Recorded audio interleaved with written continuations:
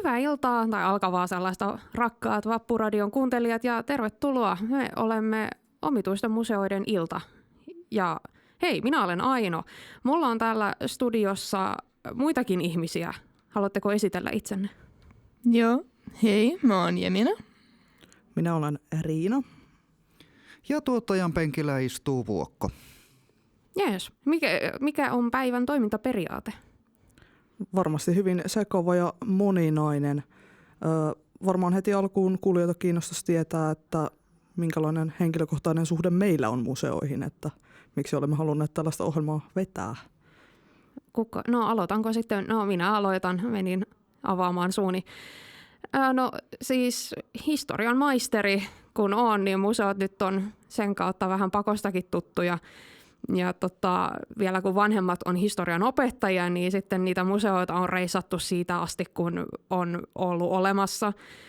Että varmaan on yli puolet Euroopan museoista, ja erityisesti jos on mitenkään toisen maailmansotaan liittyviä, niin ne on kaikki käyty läpi. Siellä on monta tankkia katsottu. Eli voisi melkein sanoa, että aina olet tämmöinen itse oppinut museoasiantuntija. Että... Joo, kokemus on opettanut. Joo, mulla taas en ole lähellekään yhtä perehtynyt museojuttuihin kuin mitä Aino on, mutta no, museoissa aina tulee käytyä silloin, kun on saumaa ja rahaa käydä. Ne on tosi kiehtovia paikkoja, tosi tärkeitä niin, historian ja kaiken mielenkiintoisen taltiointiin. Arvostan museoita ja sitä, mitä museot tekevät. Riinalla varmaan on ehkä niin kuin näin syvällisin ymmärrys museoista, vai onko puhunut ihan yli hilsään? No varmaan siinä mielessä, että minä käsittääkseni olen studiossa ainoa, jolla on jonkinnäköistä ammatillista koulutusta tähän asiaan, tai ammatillista, mutta olen museologian perusopinnot käynyt ja en ole koko Eurooppaa käynyt kiertämässä, mutta muutamassa museossa itsekin ja parissa tamperelaisessa talossa on myös tullut oltua töissä, että vähän tämmöistä osa-aikaista kokemusta pohjalta löytyy. Mutta silti on akateemista pohjaa, niin kyllä se on enemmän kuin mitä mulla on vaan vähän silleen opintojen sivussa tullut jotain, että niin, ja sitten museologiakin on tällaista, voitte opiskella sitä, ja sitten en koskaan lähtenyt opiskelemaan, mutta se on ehkä joskus sitten edessä. Mutta kuitenkin museoihin paneudutaan nyt tässä 3-tuntisessa aika syvällisestikin, tai erityisesti ehkä niihin omituisempiin. Mulla on vähän semmoinen fiilis, että tässä saattaa olla semmoinen vuoristorata-efekti, että aloitetaan, tai tämmöinen järviefekti, että aloitetaan täältä niin kuin kevyestä päästä ja sitten mitä pidemmälle kello kulkee, niin jutut saattaa siirtyä sinne todella jännittäviin. Joo, me ei todellakaan mistään perustaidemuseoista täällä keskustella. Tänään ehkä niistäkin, mutta me paneudutaan niihin mielenkiintoisiin kavereihin. Ensimmäinen kysymys, mikä ehkä mulle nousi esiin, kun tehtävänä oli miettiä omituisia museoita, niin oli kysyä, että no mikä on museo? Mikä lasketaan museoksi?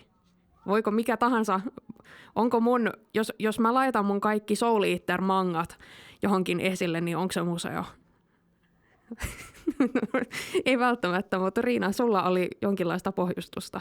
Tai ainakin ymmärrystä. Periaatteessa kyllä sekin voi olla museo, jos sinä päätät, että minä nyt tätä kutsun museoksi. Se, että kuinka moni muutahan yhtyy tähän sinun määritelmääsi, niin se voi vähän olla jännittävämpi keissi.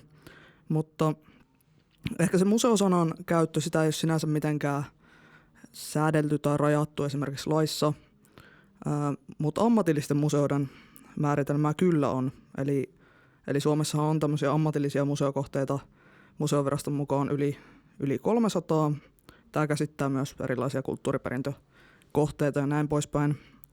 Lisäksi on satoja tämmöisiä niin sanottuja ei-ammatillisia, mihin tämä sunkin manga-kokoelma voisi sitten ehkä mennä. Ja sitten näillä ammatillisilla museoilla tosiaan laissa tarkoitetaan, että valtiokunta tai muu niin kuin yhteisöyhdistys, näin poispäin, he niin kuin sääntömääräisesti harjoittaa tämmöistä museotoimintaa, jolla on kokoelmat vakituista ammatillista henkilöstöä, eli näitä vaikka museologian käyneitä heboja, ja joka on avoinna yleisölle. Ja tosiaan siellä tulee laissa myös vaatimukset, että vähintään 2 tämmöistä henkilöä, joilla tätä koulutusta on, niin pitäisi olla. Tietysti tähän niin kuin tämmöisille paikallismuseoille ja muille niin aiheuttaa aika, sanotaanko, että haasteita. Että ammatillisilla museoilla niin on tietysti vähän paremmin rahoitusta ja kaikkea muuta, että näin. Mutta sinänsä ehkä vähän turhaa täysin niin kuin arvottaa sen ammatillisuuden kautta sitä, että usein paikallismuseoilla on aika tärkeitä semmoisia niin kuin paikallisen identiteetin vahvistamista ja muuta tämmöisiä rooleja, että tai miksei manga niin kuin tämmöisen harrastajienkin yhtenäisyyden lisäämistä, että mistä sen tietää. Joo. Mä itse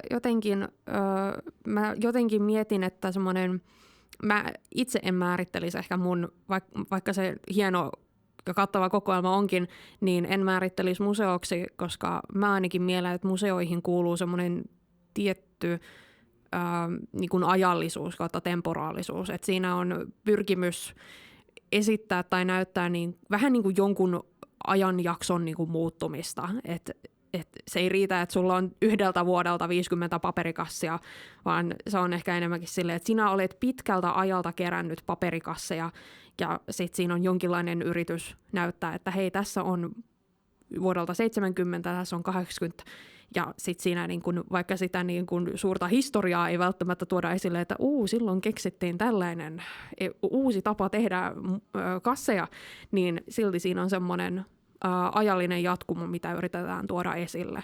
Joo, tämä on aika tämmöinen tyhjentävä tietyllä tavalla, kun mä pohdintaan, että varmaan aika moni allekirjoittaa, että sen takia välttämättä siihen varmasti päästään, mutta kaikki just vaikka taidenäyttelyt ei ole sitten museoita varsinaisesti. Että.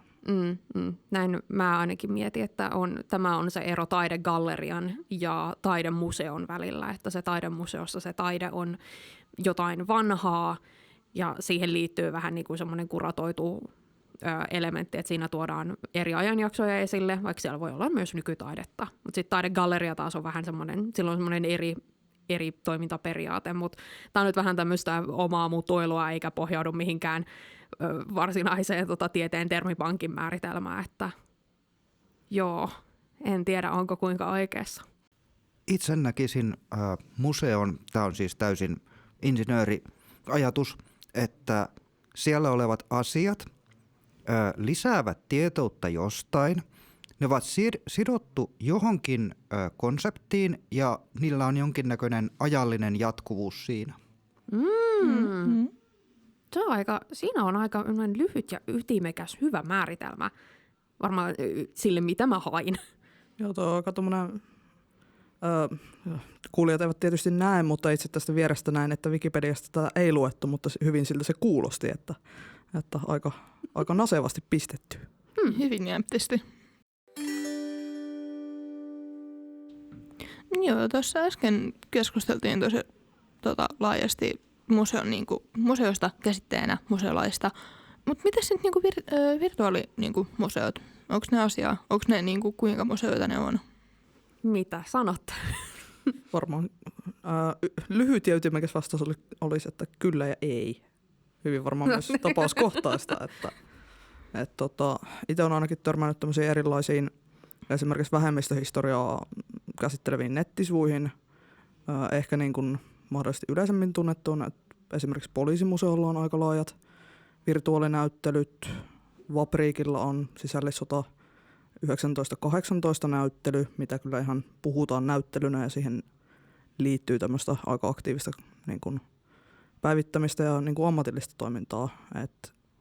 Mutta sitten toisaalta jos Robloxissa hakee sanaa museo, mitä tuossa vastikään tein, että laitoin sen museum, niin en kyllä ihan suurinta osaa niistä asioista sanoisi museoiksi, että jos siellä on joku pieni peli, niin se ei välttämättä hirveästi niin kuin. Siinä virtuaalimuseo voi olla museo, jos sen pointtina on niin kuin näyttää oikeaa maailmaa. Olisiko se ehkä se jako kenties?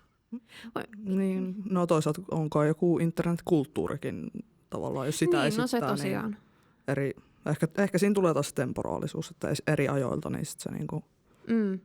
On sekin sille, enemmän mä mietin tätä jakotyyppiä, että se joku internetkulttuurimuseo, vaikka sekin olisi vaikka jossain VR-lasien takana, niin on sekin sitten tätä niin kuin oikeaa realiteettia esittävä ja näyttävä museo, kun taas sit on vaikka miten paljon fiktiivisiä museoita peleistä, mitä sitten voi olla vaikka joku fantasiapeli, missä on sitten fantasiamuseo, mikä esittelee sitä fantasiahistoriaa, niin että vaikka se olisi tehty tosi todenmukaisesti, niin se on museo, mutta se ei ole museo. Joo, siis näissä menee hyvin likelle arkisto ja museo niin kuin ristiin, kun miettii vähän aikaa, että voi löytyä iso kasa jotain historiaa, mutta koska sitä ei ole kuratoitu, niin minä en sanoisi tällaista keräämistä internetistä niin kuin museoksi, vaan arkistoksi. Se on kieltämättä hyvä erottelu. Ja monella museollahan on erikseen omat arkistot. Tai ainakin tiedän, että Suomen urheilumuseo Tahtolla on omat arkistot. Ja sitten heillä on se oma museopuoli. Että ne saattaa pyöriä välillä yhdessä nämä kaksi ulottuvuutta. Joo, ehkä se myös just se, että se esittäminen, että jos siellä nyt on jotain valokuvia tai muita ja näin, niin kai se sitten niin kun ehkä on enemmän museo, jos siellä on niin kuin kaikkea mahdollista, että se on jotenkin just valittu ne tietyt asiat, että ei ehkä joku web library, se on arkisto eikä se ole museo. Se on ihan totta. Että ei ole mun isovanhempiakaan ullakko, ei ole museo, vaikka siellä olisi tavaraa miten monelta eri vuosikymmeneltä ja vuosisadalta. Se ei myöskään välttämättä arkisto. Se ei ole myöskään arkisto. Arkistossa on yleensä laitettu asiat järjestykseen, ellei se ole huono arkisto.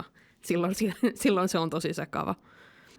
Mulle tuli tästä vielä vähän silleen sivuhuomiona. Me näitä kun pohdimme vielä aiemminkin, niin nostin esille, että tämä niin kuin virtuaalimuseon ja vähän niin kuin taidegallerian rajaa kulkee semmoinen kuin Radioheadin virtuaaliesitys Kid Amnesia Exhibition, mitä siis se kielen käyttö siinä on siis ihan niin kuin puhutaan näyttelystä, vaikka kyseessä on siis semmoinen walking simulator-peli, missä sä kävelet ympäristöjä, jotka on visuaalisesti näyttäviä ja sitten siellä soi Radiohead-musiikkia tiettyihin kohtiin tietyllä tapoin. Niin on sekin semmoinen eräänlainen kuratoitu kokonaisuus, mutta yrittääkö se esittää historiaa, onko sen pointti on ehkä enemmän olla esteettinen kuin opettavainen, mikä on ehkä useassa museossa se ehkä syvä idea, niin kuin pitää jotain esillä, jotain, niin kuin konservoida asioita. Joo, ehkä taidenäyttelyssä tai tuommoisessa on ehkä enemmän semmoinen just se esittäminen eikä niinkään tämmöinen pedagoginen näkökulma. Et tietysti jos hyvin puhun läpiäänpäin, niin sinne chattiin voi mennä äkäisesti nyt kommentoimaan, mutta ehkä niin kuin, just tämmöiset taidemuseotkin, missä on digitaalisesti esitetty jotain tämmöisiä maailman taideaarteita, niin ne sitten menee enemmän niin kuin museaalisen toiminnan puolelle.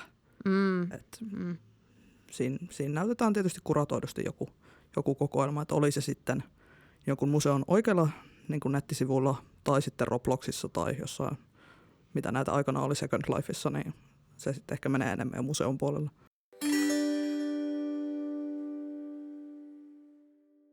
Jatketaanko taiteen pariin? Mikä on teidän fiilis? Kyllä me varmaan taiteen pariin hetkeksi voitaisiin mennä. Joo. Tässä ainakin joku puhuu tämmöistä bonk-museosta musiikin aikana. Mikäs tämä konsepti siis oli? Ilmeisesti siis, jos siteeraan suoraan Wikipediaa, Bonk Business Inc. tai Oy Bonk AB on kuvataiteilija Alvar Gulliksenin ideasta. Hänen kanssaan yhteistyössä kehitelty kuvitteellinen yhtiö. Tässä on ollut muitakin ihmisiä vastuussa, että on sitten Dynamo-keskus Bonk Museo Uudessa kaupungissa, missä esitellään tämän kuvitteellisen yhtiön historiaa 1800-luvulta nykypäivään koneiden ja valokuvien avulla. Tämä on enemmän tämmöinen museota matkiva tämmöinen taideprojekti, jos olen lukenut ja ymmärtänyt oikein lukemani. Joo, ja meille juuri erittäin hienosti kerrottiin, että termi bonkki tulee just nimenomaan tästä. Joo, no niin. Sitähän oppii kaikkea uutta. Mutta tästä on semmoinen nätti aasinsilta tähän, että kun kukaan ei sinänsä ole varjelemassa museotermin käyttöä, niin aika moni asia tai mikä lie juttu, niin voi nimittää itseään museoksi, vaikka se ei välttämättä olisi silleen perinteisellä tavalla museo, vaan enemmän, mitä me enemmän ajateltaisiin, että se voisi olla ehkä lähempänä taideinstallaatiota. Olikos meillä? Mitäs meillä oli paljon? Ehkä niin kuin monet tuommoisista tavallaan niin kuin toi Bonkykin, niin se voisi olla osa jotain, en mä tiedä, vaikka outojen museoiden museota, mutta sitten ehkä itsekseen niin se saattaa olla hyvin vaikea niin kuin vähän vertautuu niihin, mitä aiemmin puhuttiin niistä, että jos pelissä on pelin sisällä joku pelin omaan historiaan, kuvitteelliseen historiaan liittyvä asia, niin eihän toi, ehkä se voi olla niin kuin fyysisessä tilassa tai muuta, mutta ei se silti niin kuin ehkä eroa siitä oikeastaan merkittävästi, että ole sen enempää museo.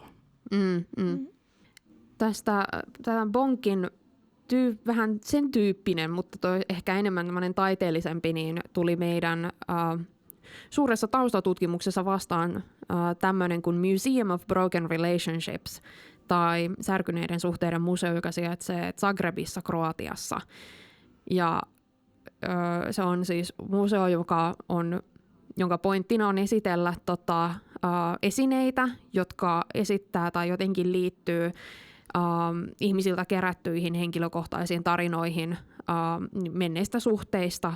Ja museon pointtina on näyttää semmoinen suuri, iso narratiivi niin kuin ihmisten tunnekokemuksesta, mikä sinänsä, voihan tässä olla semmoista museollisuutta, mutta tämä mun mielestä nojaa enemmän ehkä siihen niin kuin taideinstallaation puolelle. Mutta mielenkiintoinen konsepti kyllä. Joo, kuulostaa sieltä, että niin kun, jos Kroatiaan sinne päin päätyy seikkailemaan, niin täytyy ehdottomasti ehkä päästä tirailemaan, että mikä meininki. Ja mietin nyt, jos olet saanut jotain tavaroita sinne, että tämä on pieleen menneestä suhteesta, niin olisiko se sitten hienoa mennä katsomaan sitä seinään heitettyä lautasta sinne museoon? Niin. No se sikäli niin kuin silleen tavallaan, en mä tiedä, runollista, taiteellista. No itse asiassa silleen sopivasti niin tämän museon Wikipedia-sivulla, sitä saa mennä ihmeessä katsomaan, niin siellä on kuva erästä näyttelykappaleesta, jonka nimi on XX, jonka lahjoitti museolle nainen Berliinistä. Ja hän oli käyttänyt tätä kyseistä kirvestä, joka siis on pistetty seinään kiinni, niin hän pisti sillä eksänsä huonekalut uusiksi sen jälkeen, kun tämä silloinen kumppani niin olikin sitten jättänyt hänet ja lähtenyt yhteen toisen naisen kanssa. Ja sitten siihen on yhteyteen kirjoitettu tuon kirveen viereen niin se tarina siitä, että miten se sinne päätyi ja mitä sillä tehtiin. Sentään ei tosin paloiteltu ex-kumppania itse, eli tämä on surullinen, mutta ei makaaberi museo. Joo, mä vähän jännityksellä kuuntelin pieni dramaattinen tauko siinä, että mitä sillä oikein pilkottiin sillä kirveellä, mutta toisaalta sitten, että jos siellä olisi, jos se museo olisi pitkään nyt tulevaisuuteen ja sinne kertyisi tavallaan näitä, että siellä on vaikka joku erokirja 20-luvulta, 1920-luvulta tai näin poispäin, niin sitten se kertyisi myös tulevaisuudessa se kokoelma, niin miksi se sitten olisi ihan validi museo sinänsä, että niin, totta. Jos ammatillisten museoiden tässä suomenkielisessäkin lakitulkinnassa oli tämä, tai ihan lakiin kirjattu, että pitää olla ne kokoelmat, niin siinähän on yksi kriteeri täytty. Joo. Itse nojasin enemmän tähän taideinstallaation näkökulmaan, koska museon perusti siis 2 taiteilijaa. Mutta tässä on kyllä semmoinen potentiaali, että tämähän voisi olla semmoinen tulevaisuuden tunteiden historian aarreaitta. Tämähän olisi ihan uskomatonta kamaa päästä käsiksi 100 vuoden päästä. Niin, miksei. Sen tietysti näkee, että säilyykö tämmöiset projektit kuinka kauan, että näin.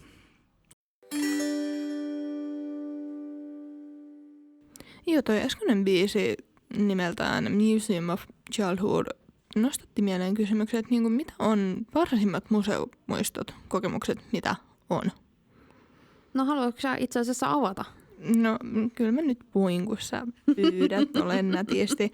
Joo, itsellä on, en ole ihan sitä varma, lapsuusmuistot on hyvin hataria ja ne ovat hieman hämärän peitossa, mutta no ainakin yksi aikaisimpia, mitä mä muistan käyneeni, on Hämeenlinnassa vankilamuseo eräällä retkellä. Se oli kyllä hyvin mielenkiintoinen kokemus ja mä en ole ihan sitä varma, että onko se sen ikäisille välttämättä se kaikkein oikein museo, niin kuin mä en edes perehdyttää museoiden maailmaa, mutta yksi museoista mielenkiintoinen pitäisi käydä nyt aikuisiällä uudestaan paremman ymmärryksen voimin käydä ihmettelemässä ja täydistelemässä. Eihän tää käynti vaan ollut, mulla meni ohi, jos sä sanoit ikävä kyllä, että milloin, jos muistat, että minkä ikäisenä siis kävit.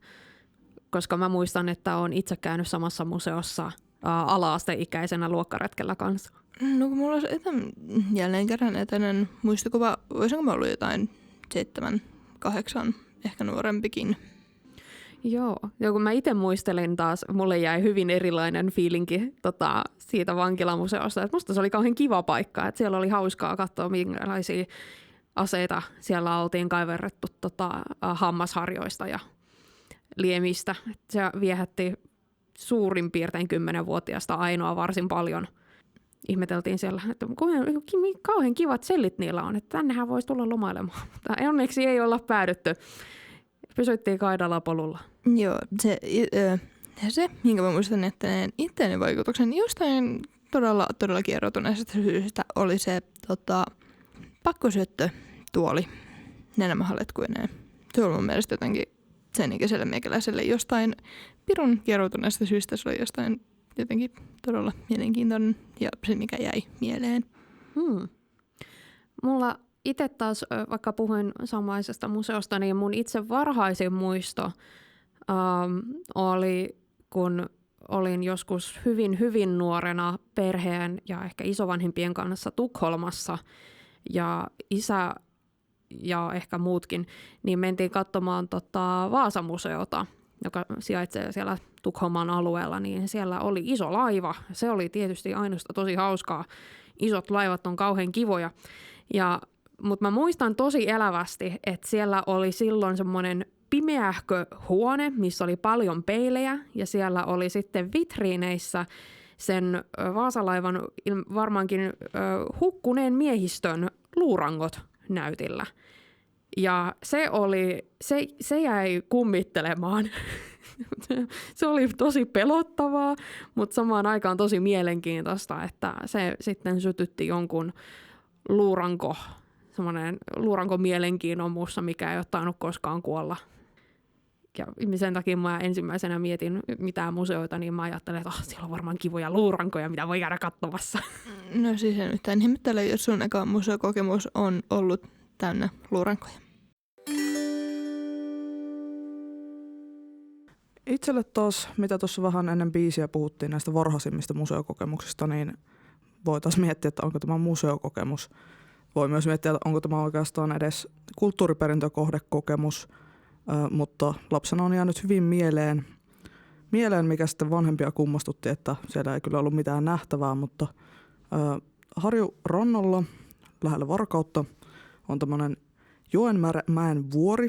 Siellä on aikanaan ollut ilmeisesti tämmöistä jatkosodan aikaista tähystystoimintaa ja muuta vastaavaa, mutta ennen kaikkea siellä on tämmöisen paikallisena kylähullunakin tunnetun jo ajat sitten edesmenneen Peis Immosen luolasto.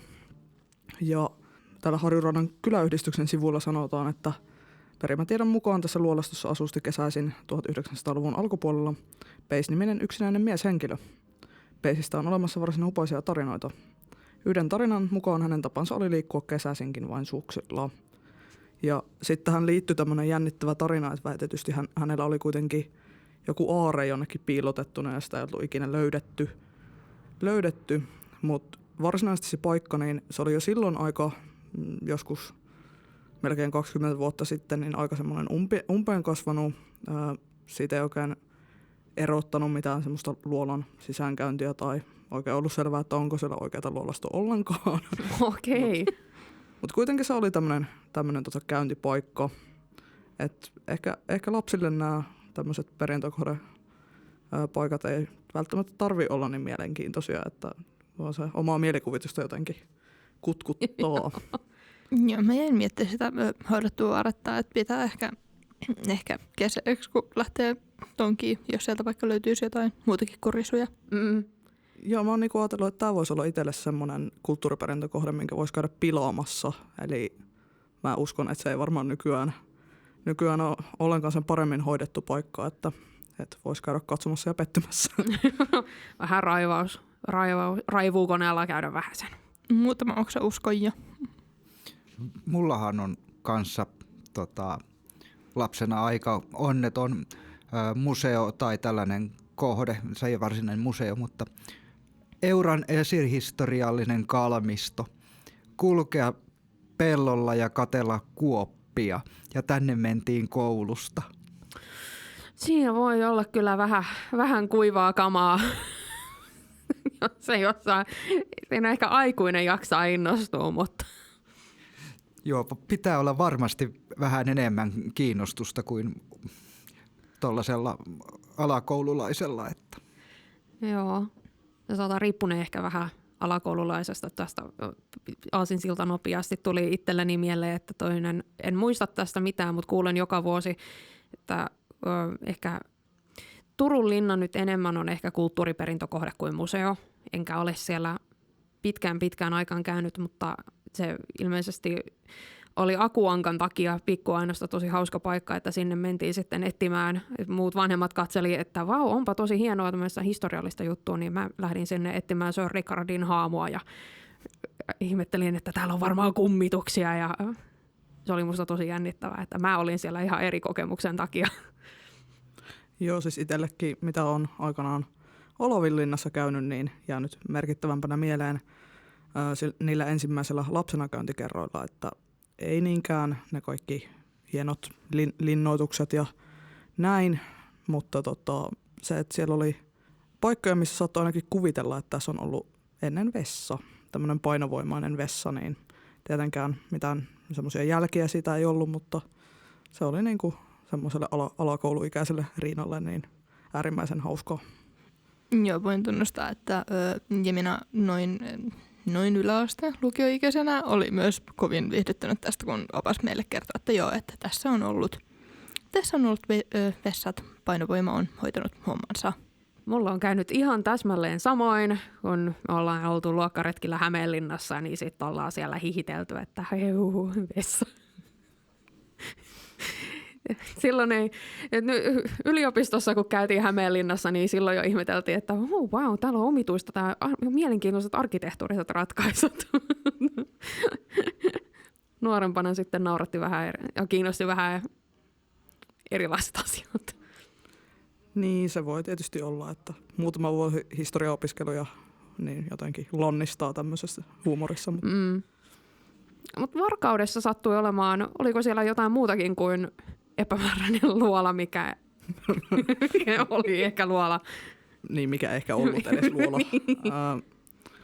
Joo, siellähän on myös yksi ehkä Suomen jännittävimmistä tai omituisimmista museoista omasta mielestäni, eli mekaanisen musiikin museo. Ja sekään ei ole sinänsä ammatillinen museo, mutta siellä on kyllä ihan Euroopan ja maailmanlaajuisestikin ihan suorastaan ainutlaatuisia tämmöisiä mekaanisen musiikin soittamiseen aikanaan tehtyjä laitteita. Että. Niin, periaatteena siis, että soittimet soittavat itseänsä.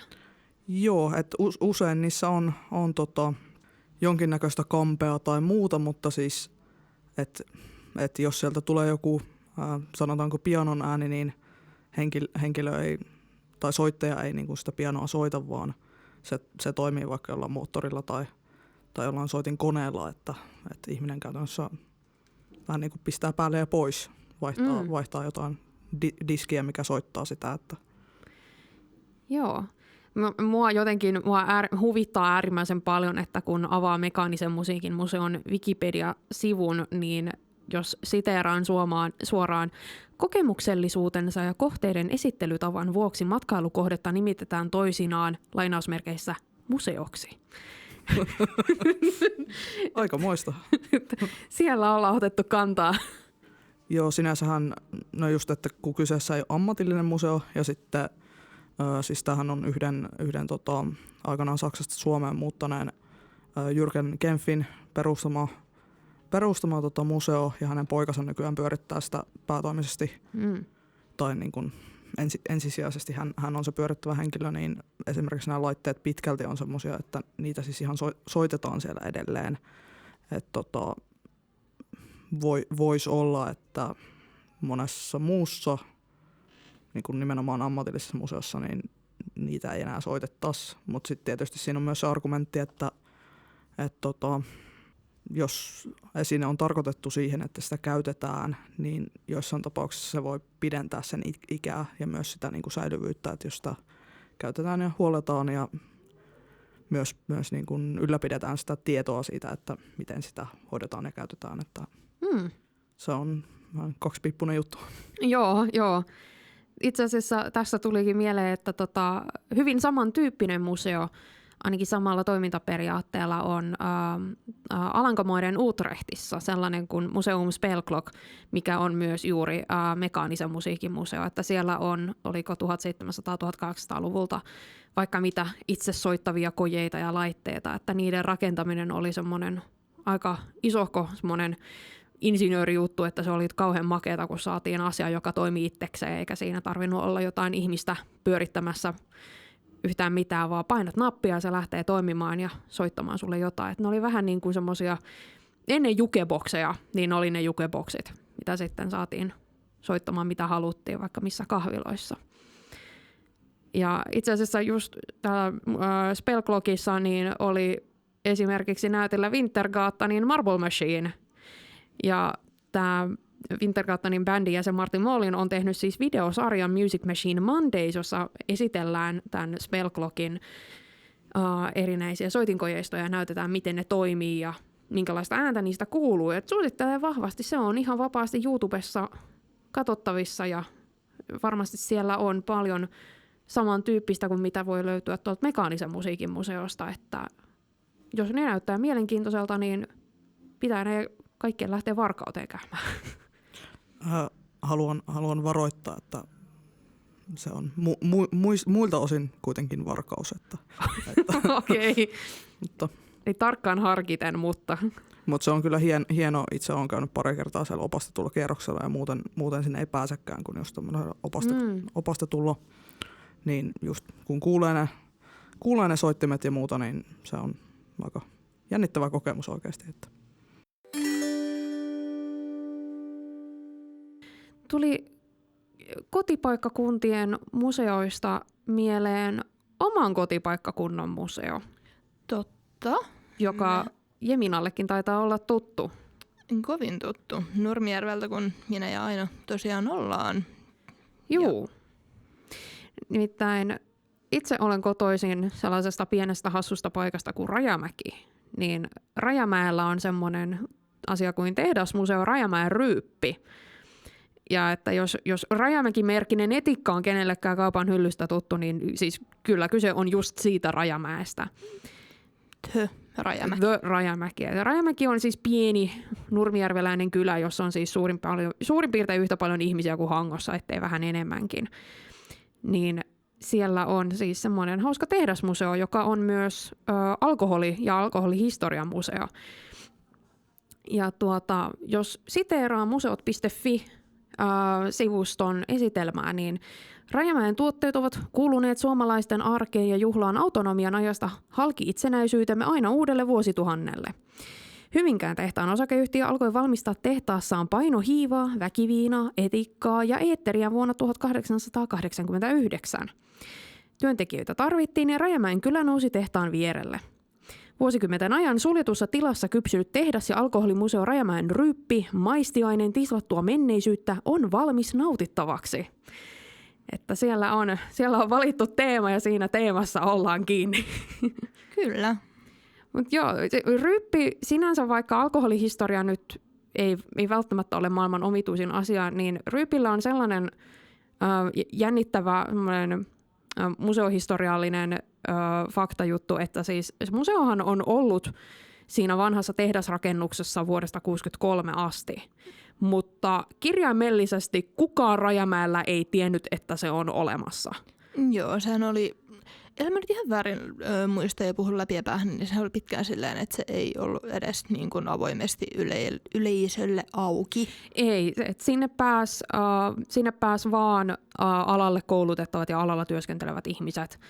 Ja siis kyse ja syy tähän on Suomen alkoholilainsäädännön markkinointikielto, koska museon katsottiin mainostavan alkoholin tekemistä ja sen käyttöä, niin sinne sai tulla sitten vaan tosi rajattu ihmisjoukko. Ja siis mä muistan aivan elävästi, että siis itse olen viettänyt lapsuuteni noin parin korttelin päässä näistä tehtaista ja tästä museosta, ja mä opin silloin, kun se museo avautui yleisölle 2017, että se on ollut siinä. Mä oon kuvitellut kaikki ne vuodet, että ne rakennukset on hylättyjä. Joo, itsellä ei ole niin kuin ihan täsmälleen sama, tai sama kokemus, mutta se, että koulut siinä lähellä käyneenä, siinä liki usein kävelleenä, aina ollut vaan silleen, että noin on tossa. No itse asiassa joo, olen ajatellut myös, että ne on hylättyjä, mutta joo. Ilmeisesti ei ollutkaan. Ei ollutkaan. Siellä on ollut tehdasmuseo ihan koko ajan, että siellä on sitten ikkunoista katsottu ulos, kun minä ja muut ala-asteikäiset tytöt ollaan leikitty siinä sitten pihalla, kun ollaan ajateltu, että ei ole kukaan täällä vanhalla tehdasalueella. Jep. Mutta joo, siellä on sellainen ja nykyään se on yleisölle auki, että sinne voi mennä ihmettelemään alkoholihistoriaa, joka ilmeisesti itse asiassa on hyvin merkittävä osa just Rajamäen historiaa ja yleisesti Suomen historiaa, koska siis talvisodan Molotovin koktailit, ne on tehty kaikki Rajamäellä. Jep, se on se syy, minkä takia Rajamäkeä pommitettiin, koska Kyllä. Kas kummaa korkeassa kun luki Rajamäki, niin sinne oli helppo löytää. Mennään Hanko-Hyvinkää junarataa pitkin vaan, niin kyllä laivuet löysi perille. Kyllä. Tuolla on tuommoinen tehtaan näköinen pum. Joo. Ja siis Koskenkorvaa muuten pullutetaan ja valmistetaan edelleenkin Rajamäellä. Että sellainenkin hassu fakta, että siis viinateollisuus ei ole kadonnut sieltä yhtään minnekään, vaikka enemmän on siirrytty etikkaan. Itse asiassa ei ole, etikan valmistus on lopetettu Rajamäellä, että siis vaikka Rajamäki-brändistä etikkaa myydään, niin sitä ei tehdä Rajamäellä. Kyllä. Tulee vähän Turun ja Auran sinoppi mieleen, että siis ne nyt tehtiinkään ja milloin minäkin vuonna ei aina ihan Turussa. Että. Joo, mutta sinne voi mennä ihmettelemään hyvin kummallisia asioita. Että. Joo, se on mielenkiintoinen paikka. Itse kävin siellä just viime kesänä mun äidin kanssa ja mä otin sieltä niin paljon kuvia, joita mun tekisi mielellä laittaa tuonne kuulija Telegramiin, mutta mä en tiedä. Musta tuntuu, että se ehkä jysähtäisi, jos mä laittaisin noin kaikki. Ehkä mä voin laittaa sieltä jotain valittuja paloja. Sinällähän toi ei niin kuin ole poikkeuksellista. Siis Suomessahan on aika paljonkin tämmöisiä yksityisiä museoita. Eli just esimerkiksi teollisuusalueilla. Toi on aika silloin niin kuin poikkeuksellinen varmasti syy, että tämä alkoholilainsäädäntö. Mutta hyvin tyypillisiähän on nämä, että ne on esimerkiksi tehdasalueella. Se on joko yleisölle esimerkiksi ihan vaarallista kulkea siellä, jos ne on jossain vaikka sen alueen keskellä tai muuten on raskasta liikennettä, näin poispäin. Ja sit tulee tietysti myös ihan tämmöisiä, eihän niitä ole pakko yleisölle avata, että esimerkiksi käytetään koulutustarkoituksessa tai halutaan vaan niinku säilyä sitä, käyttää sidosryhmiä siellä että joillain elintarvikevalmistajilla esimerkiksi Suomessa on tämmöisiä ja samantyyppisiähän usein on nämä, että taidemuseossakin niin tiettyjä tauluja ei esimerkiksi nähdä, vaan ne hyvin pitkälti ovat eri yritysten semmoisissa auloissa, minne yleisöllä ei ole mitään asiaa. Että. Oliko se joku kriminologian museo, mistä me olemme joskus keskustelleet, että että sellainen upea museo on olemassa, mutta sinne ei pääse kuin ehkä yhtenä päivänä siniseen kuuhun. Joo, ja sielläkin oli tämmöinen turvallisuussyy, että kun se on Helsingissä ilmeisesti samoista tiloista pääsee vapaasti, jos pääsee siihen niin kuin museotilojen yhteyteen, niin pääsee vapaasti pyörimään siellä jossain KRP:n tai Supon tiloissa, niin käytännössä vain poliisiopiskelijat tai muut organisaation kuuluvat henkilöt pääsee sinne. Se on kieltämättä jännittävää, että museon tarkoituksena ei välttämättä aina ole edes olla auki yleisölle tai niin kuin, että siinä se pysyy se opettavainen periaate, mutta niin kuin se todennäköisyys, millä ikinä joku maallikko pääsee ihmettelemään jotain jännittävää, niin kuin näin jännittävää, niin on varsin pienet. Joo, ja periaatteessa onhan näitä niin kuin vielä isommissa mittakaavoissa, että jos miettii tämmöisiä klassisia jotain Italian Rooman museoita, niin, tai Napolinkin, niin niissä on nykyään ehkä semmoinen huone, mihin pääsee tiettynä vaikka viikonpäivänä tiettyyn aikaan, missä on esimerkiksi näitä etruskien jotain ruukkuja, missä saattaa olla vähän jotain K18-materiaalia kuvattuna, mutta aikanaan ne on ollut semmoisia, että niin kun esimerkiksi ulkomaalaisten tutkijoiden kanssa on ollut tosi vaikea päästä, että usein myös aika mielivaltaisista syistä, että vaikka tutkijaluvat olisi ollutkin, että tavallaan myös ajan semmoinen joku moraali tai muu on sitten vaikuttanut siihen. Joo, se on jännää. Mä en muista, että tämmöisiä, no ehkä en ole vaan perustellut asian tarpeeksi, mutta harvemmin on tullut vastaan, kyllä jos palataan Ryyppiin, että lainsäädäntö kieltää markkinoimasta museota.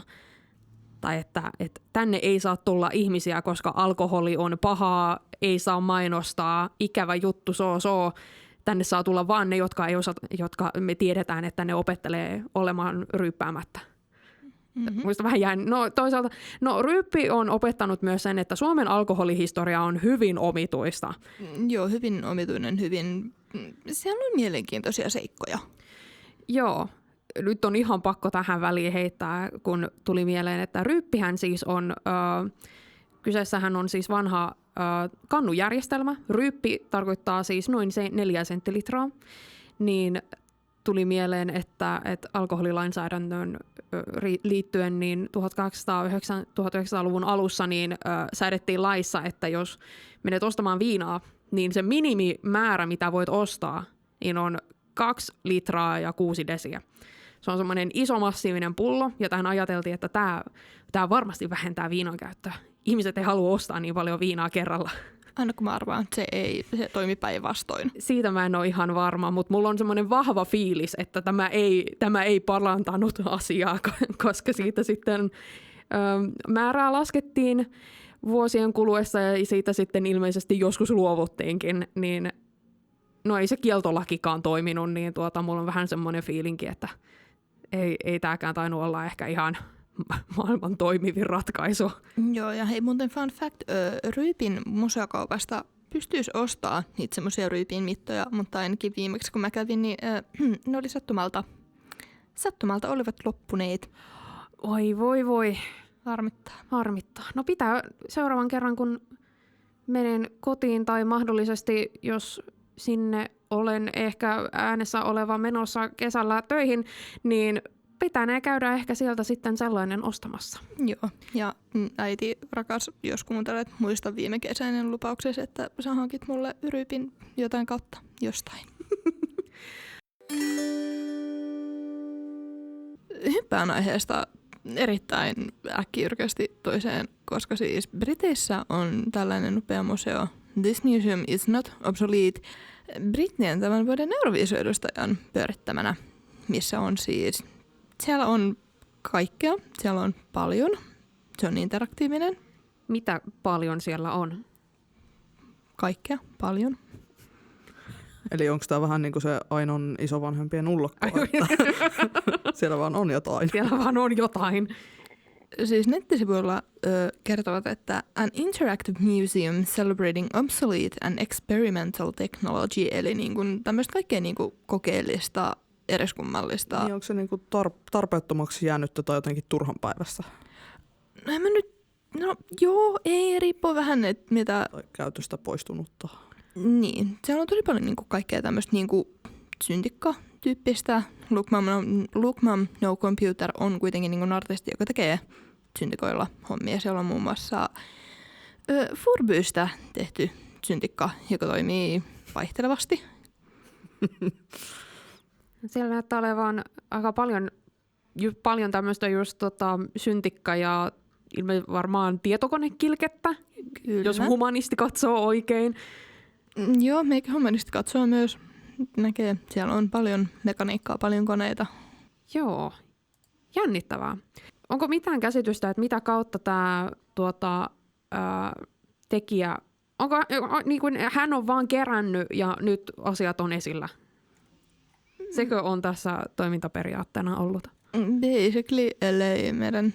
Joo, siis sillä on ollut vain mielenkiintoa asioihin ja sitten se teki museon.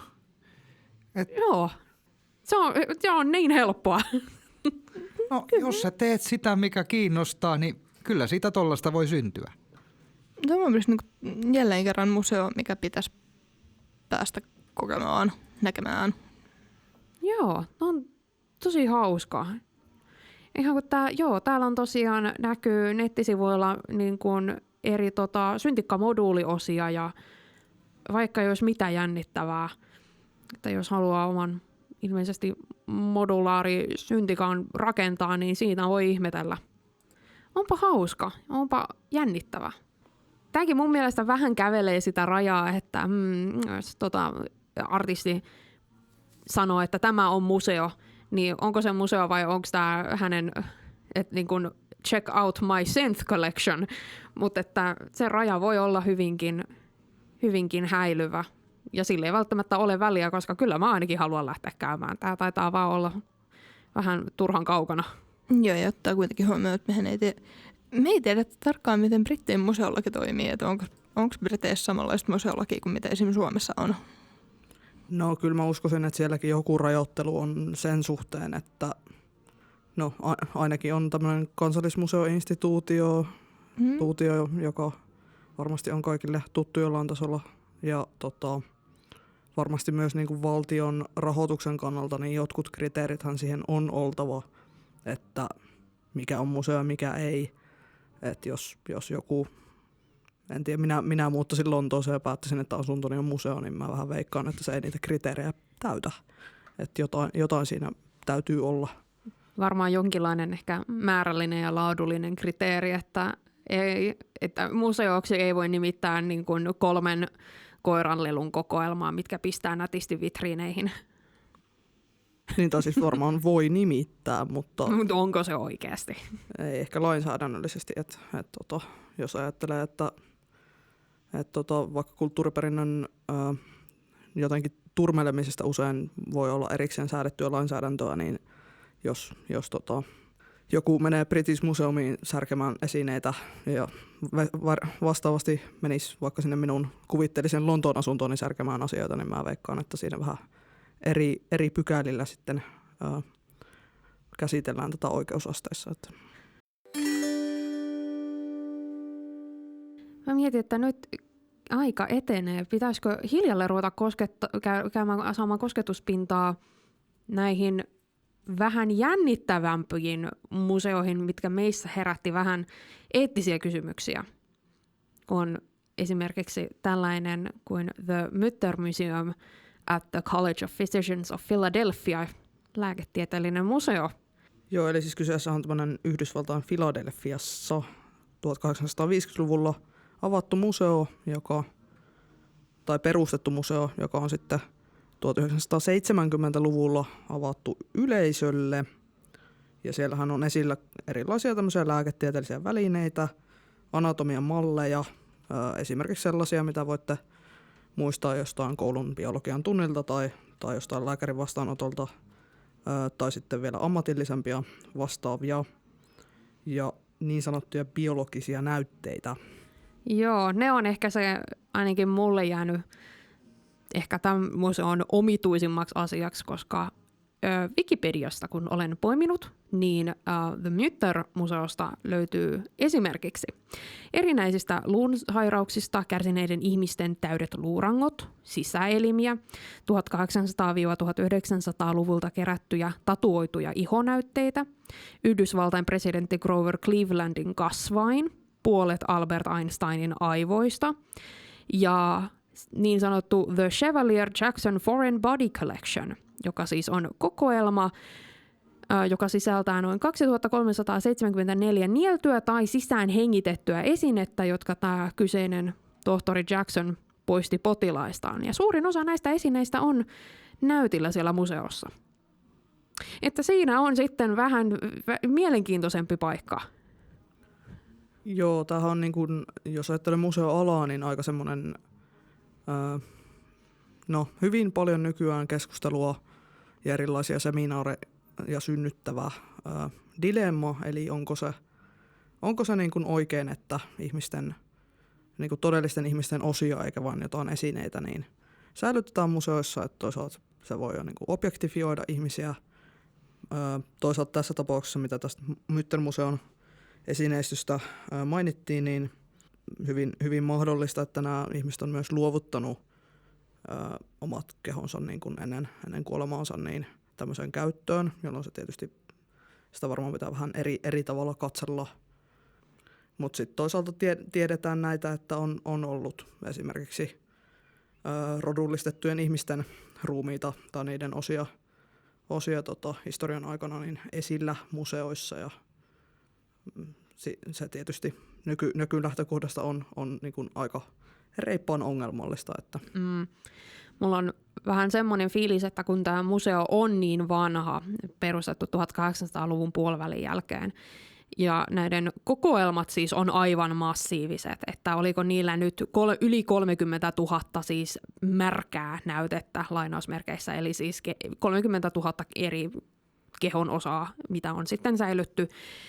Niin mulla on vähän semmoinen tutina, että etenkään sieltä alkuvaiheesta ne ei ole kaikki välttämättä, ei ole kysytty siltä ihmiseltä, että hei, voidaanko me pitää sun luuranko sen jälkeen, kun sä kuolet, vaan sitten on esimerkiksi yksi luuranko oli ilmeisesti erään synnytyksessä kuolleen naisen luuranko. Ja mulla on vähän semmoinen fiilinki, että hän ei siihen ehkä ensimmäisenä suostunut, että hei, jos mä satun kuolemaan, niin ottakaa mun tää luuranko, missä on jännittävä sairaus ja pistäkää se esille. Mutta toisaalta minä en tiedä. Ehkä hän oli, ehkä tämä on kaikki ihan ok. Mutta mulla on vähän semmoinen tutina, että siellä voi muutamat museoesineet, mitkä ehkä ovat varastossa, niin on ehkä vaan sitten tämä Philadelphian yliopisto sitten vaan saattanut pistää taskuun talteen. Joo, Telegramissahan meille osataan epäillen hieman kertoa, että Einsteinin aivojen säilyminen oli luvaton juttu. Ja musta on erityisen hauskaa, että Wikipedia sanoo, että puolet Einsteinin aivoista, niin kysymys kuuluu, että minne se toinen puolisko on oikein mennyt? Toivottavasti, tälleen eettisesti ajatellen, toivottavasti toinen puolikas on siellä, missä valtaosa muustakin Einsteinista on. No siis näinhän ei suinkaan ole, vaan siis Einsteinin aivoista on tehty erilaisia tutkimuksia, että tietyt tutkimuksethan, mitä aivoille voidaan tehdä niin on tällaisia, että tavallaan tehdään niin kuin hyvin ohuita, no miten tämä nyt kauniisti radioystävällisesti muotoilisi, siivuja, ja sitten niiden niin kuin pohjalta voidaan tarkastella esimerkiksi aivojen rakennetta, ja toivottavasti tietysti sitten tämmöisestä tutkimuksesta on jotain hyötyä, että näin. Aika makaberia puuhaa. No, joo, tämä on kyllä, mulla on vähän semmoinen fiilis, että tällaista museota ei voi Suomessa olla. Että musta tuntuu, että tämmöinen voi olla vain Yhdysvalloissa. Joo, musta tuntuu, että no ihan vaan lakikin, mutta musta tuntuu, että myös kaikki hieman linnokkaammat kukkahattuterit on heti silleen, että ei. Ainakin minusta tämä tanssii siinä epäeettisyyden rajoilla, mutta toisaalta eipä ole minun museoni, niin ei ole mun sirkus, ei ole mun apinat. olisi siellä, toisaalta kyllä siis premissi toimii, että kyllä mulle tuli heti sellainen, että ai siellähän olisi hauska käydä. Siis vaikka sama.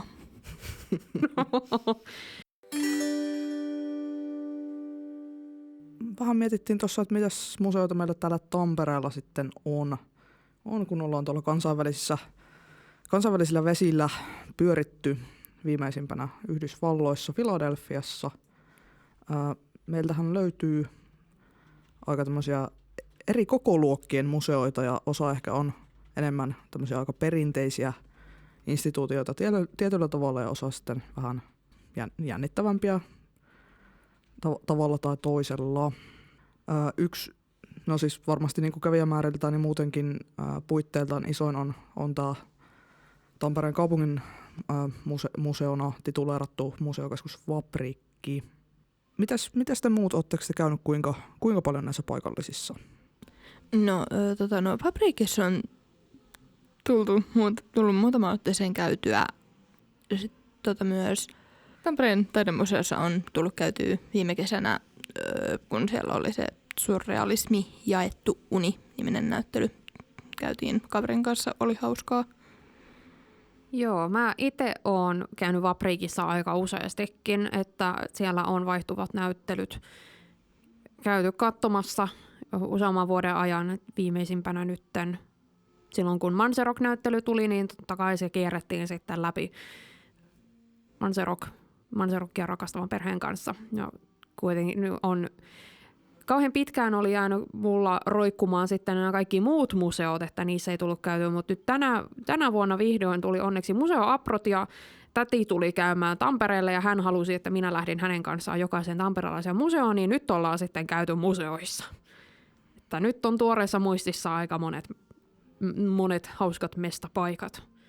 Esimerkiksi tämä aika uusi tai uusittu Idän-suhteiden museo Nootti. Joo, aiemminhan siinä Hämeen puistossa tosiaan samalla paikalla oli tämä Lenin museo. Se on varmaan niin kuin kansainvälisestikin ollut aika poikkeava, että Lenin museohan oli ainoa niin kuin, ei-Itäblogissa oleva Lenin museo ja aika paljon myös kansainvälisiä vieraita kävi ihan nimenomaan sitä katsomassa.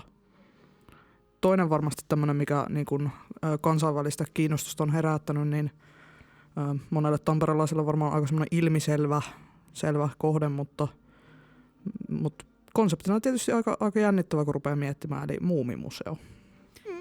Joo, niitä ei kyllä varmaan muualla maailmassa ehkä ole ja siellä tuli nyt vihdoin käytyä, niin se on hyvin iso museo ja tosiaan jännä konsepti, että siellä on niitä Tove Janssonin alkuperäispiirustuksia, mutta siellä on myös sitten paljon muuta tämmöistä muumiparafenaliaa, mitä on syntynyt sen ympärillä.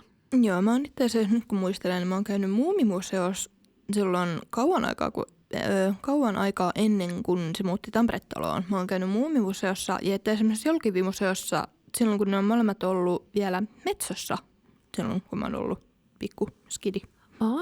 Tää on mulle uutta juttua. Mulle Muumimuseo on ollut aina ja ikuisesti tuossa Tampere-talolla, kun sitä pitkin. Siitä on kävellyt ohi yliopistoon ja kotiin. Niin. Joo, olisiko siitä nyt ainakin joku parikymmentä vuotta sitten?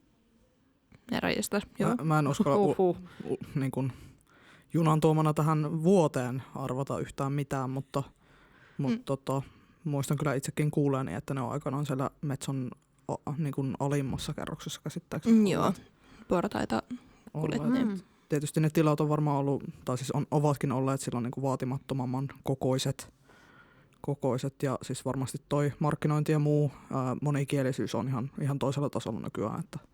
Joo, se on tosi moderni museo ja se on myös hyvin kansainvälisesti saavutettava, että siellä on tosiaan monelle kielelle ja hyvin lapsiystävällisesti tehty museo, että siellä on kuunneltavissa ja myös pistekirjoituksella kaikki tekstit luettavissa. Että se on tosi saavutettava ja lähestyttävä museo riippumatta siitä, oletko Suomesta tai edes Euroopasta vai et. Meille tuli tietoa kuulijachattiin hyvin tämmöinen tarkka arvio, eli Mikael sinne kirjoitti, että Muumimuseohan avasi siihen Tampere-talolle vasta 2017 TMS. Jotain Joo. tämmöistä ehkä itsekin olisin arvellut, jos olisin uskaltanut. Mulla on vähän semmoinen fiilis, että siinä joku semmoinen paussi oli, että se ihan... Joo. Se oli että vähän aikaa poissa sieltä. Metsoahan remontoitiinkin tuossa jossain vaiheessa. Niin. Joo, mulla on täällä itse asiassa Wikipedia Muumimuseon Wikipedia auki. Avattu vuonna 1997, sijaitsi 25 vuoden ajan Tampereen pääkirjastolla Metson alakerrassa, kunnes joutui muuttamaan pois remontin vuoksi. Vuosina 2013–2016 se toimi väliaikaisesti Tampereen taidemuseon pohjakerroksessa ja on sitten siirtynyt Tampere-taloon pysyvästi vuonna 2017. No, hyvin arvioitu. Hyvin oli arvottu siellä. Hyvää työtä. Me soitettiin just äsken Manserockia, mutta tiedättekö kuulijat, että minkä takia? Se saattoi tulla tuossa ehkä sivumainintana, mutta se on sen takia, että Vapriikin museokeskuksessa on Manserock-näyttely. Vielä tämän vuoden, seuraavan vuoden elokuuhun saakka. Mä elin jo ihan eri vuotta tässä. Mutta menkää ihmeessä ihmettelemään, Vapriikin museokeskuksessa on paljon muitakin näyttelyitä, kuten Radioaallon hallerialla. Että sinne voi sitten mennä ihmettelemään radiohistoriaakin. Vapriikista löytyy myös pelimuseo. Se on erittäin kiva paikka. Siellä on myös jalokivimuseo. Siellä on myös kivigalleria. Siellä on hienoja kiviä. Kivigalleria mä tarkoitin just siellä jalokivimuseolla. No, käytännössä sama asia. Kiviä. Mutta Tampereella on myös semmoinen pieni museo kuin Työväenmuseo on Verstas, joka taitaa olla kuitenkin...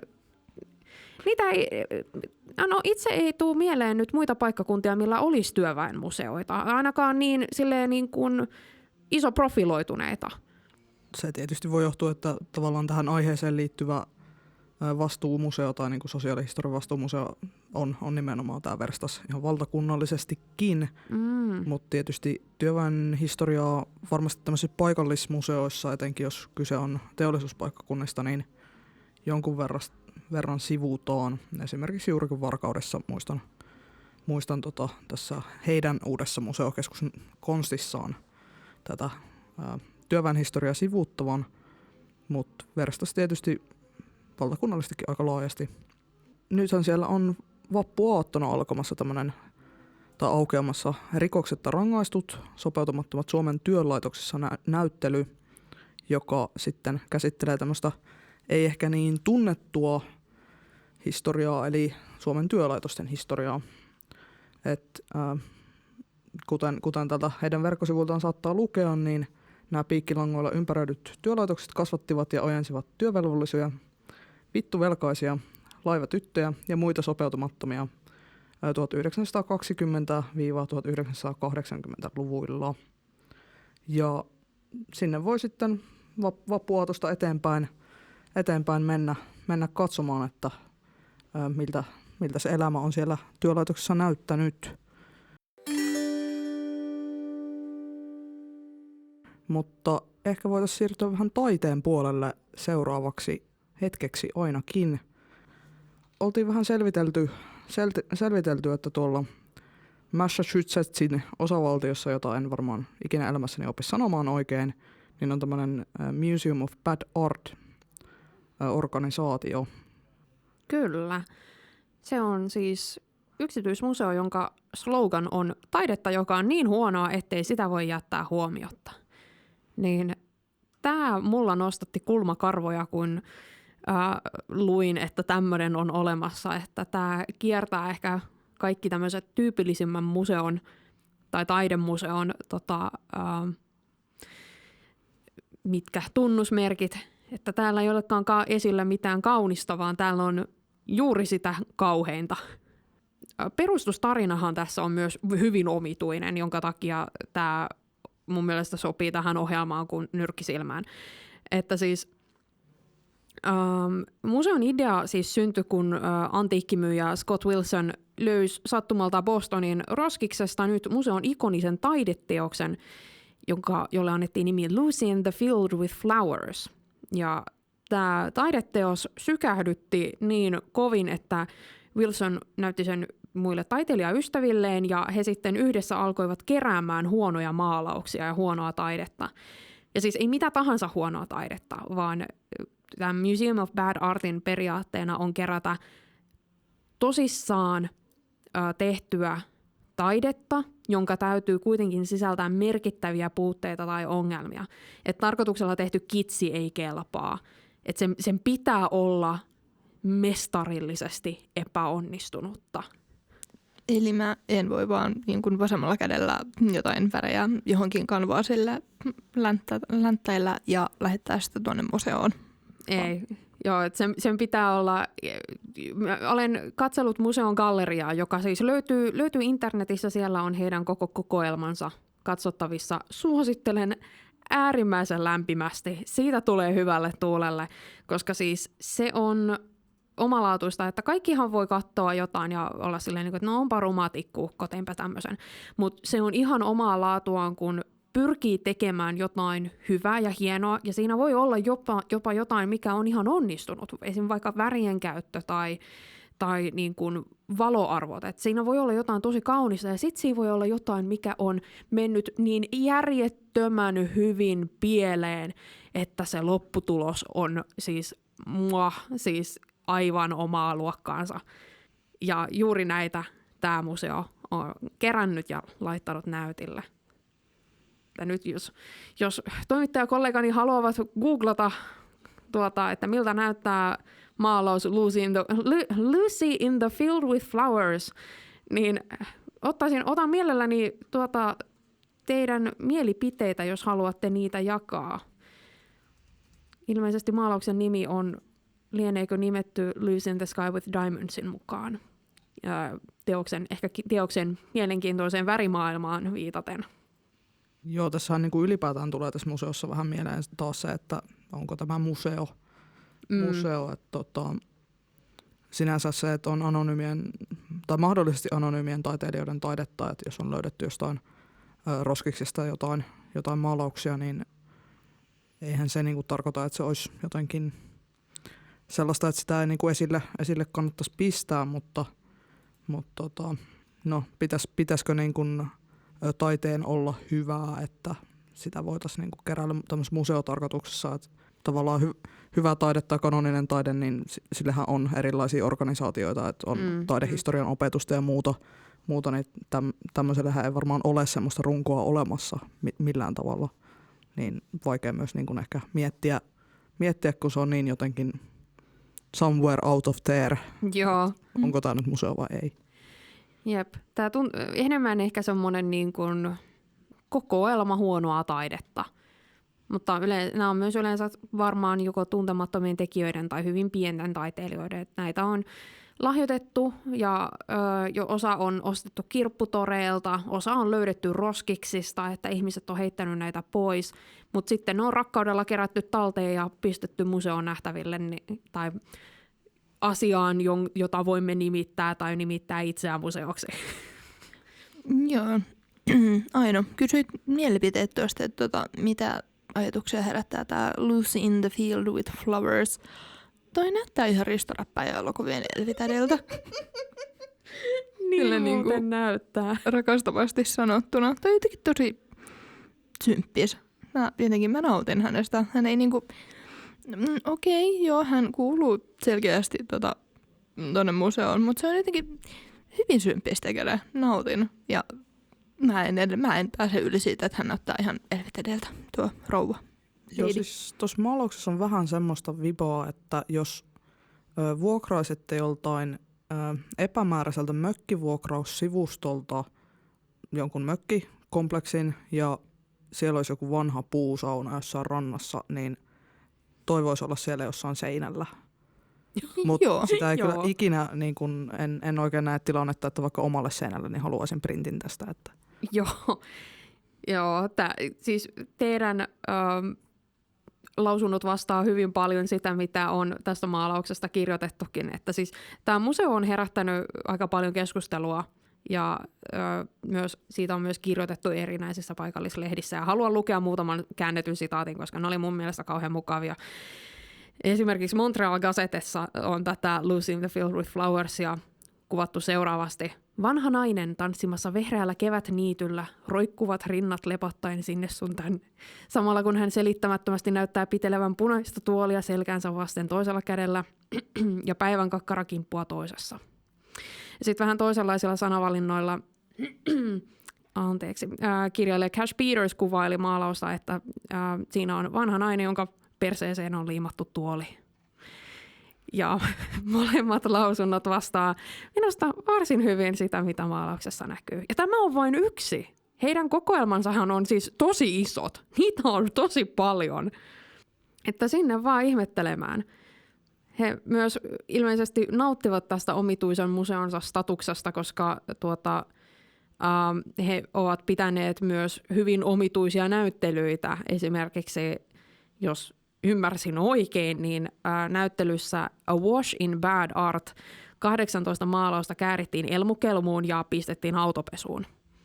Että tämä mun mielestä täyttää, vaikka kyseessä ei ehkä olisi se kaikista puhdasverisin museo, niin tämä ainakin täyttää sen outouden merkit. Kyllä, kaikilla tasolla. Mä en vaan pääse yli nyt tuosta elmukelmutetut maalaukset autopesussa. Tää on jotenkin... Ja kuulemma tarkoituksella eivät pistäneet vesiväriteoksia sinne. Että. Ymmärrettävää. Mua vaan viihdyttää jotenkin, ilahduttaa tää niinku visualisointi, minkä mä aivoissani visualisoin. Mä oon ihan tyytyväinen, että mulla ei kuitenkaan konservaattorin mitään koulutusta ole. Hyvä, kun hädin tuskin olen Wikipediasta lukenut, että mitä konservaattori tekee, mutta voisi siinä vaiheessa ehkä muutama kyynel päästä, että jos sinne on päässyt tämmöisiä teoksia, joiden ei olisi ollut tarkoitus sinne mennä. Niin. Joo, vois muakin surettaa kyllä. Mutta tämä on kyllä mulle semmoinen museo, että tänne mä haluan päästä käymään, että mua jotenkin... Niin kuin, mun mielestä tämä Jemina sun kommentti, että se, niin kuin, vaikka se on se miltä näyttääkin, niin siinä on kuitenkin jotain hellyyttävää, jotain herttasta. Et vaikka se maalaus olisi esteettisesti epämiellyttävä tai epäonnistunut, niin siinä voi silti olla jotain onnistunutta tai kaunista tai jotain hauskaa, sytkähdyttävää ja joku on rakkaudella maalannut jonkun ihmisen siihen, että vaikka se olisi ollut, vaikka niin kuin tuotos on vähän epäonnistunut, niin kuin, se on ajatuksella ja rakkaudella tehty maalaus. Se jotenkin tulee siitä. Mä halusin uskoa, että joku on halunnut maalata esim. Vaikka rakkaan isoäitensä, ja sitten mä oon todennut, että tämä ei ole tarpeeksi täydellinen hänelle, että niin kuin isoäiti ansaitsee parempaa. Mä jotenkin haluaisin kuvitella, että on annettu sille isoäidille, ja se isoäiti on todennut, että tämä ei nyt kyllä ihan tavoita hänen sieluaan, että hän harvemmin seisoo pellolla pidellen tuolia selkäänsä vastaan.